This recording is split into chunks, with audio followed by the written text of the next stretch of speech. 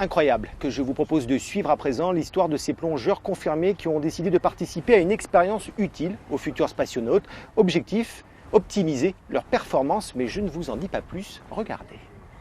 Solène et Olivier sont plongeurs professionnels et biologistes marins sur le Cro-Magnon, le bateau de l'association Septentrion Environnement.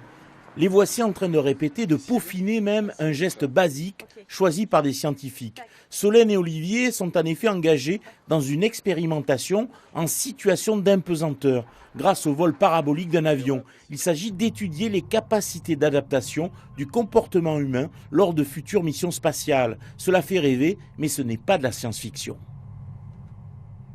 La volonté de l'expérience, c'est de voir la capacité d'un plongeur ou d'un cobaye, de voir comment il s'adapte justement à l'impesanteur par rapport à son mouvement. C'est-à-dire qu'on va mesurer la vitesse de réaction, on va mesurer la précision du mouvement et au fur et à mesure des tests, voir s'il y a un apprentissage en fait et une accoutumance.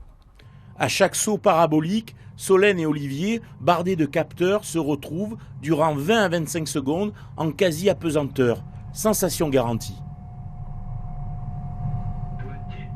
En vol parabolique, le sentiment dominant, c'est vraiment évoluer. Certes en 3D, mais libérer de toute contrainte.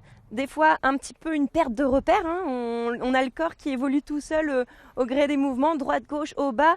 Mais donc ça, c'est vraiment déjà assez chouette d'être libéré de tout ça, d'être comme un petit bout de matière qui flotte dans l'espace en fait. C'est leur expérience dans l'eau qui en font de parfaits sujets d'étude. De quoi se prendre au jeu. Pour l'aspect aventure, ça donne vraiment envie d'être spationaute au même titre, je dirais, qu'explorateur des grands fonds. Très vite, on se prend au jeu, on met une combinaison de cosmonaute et on s'imagine dans 6 mois partir sur la Lune, ça c'est clair.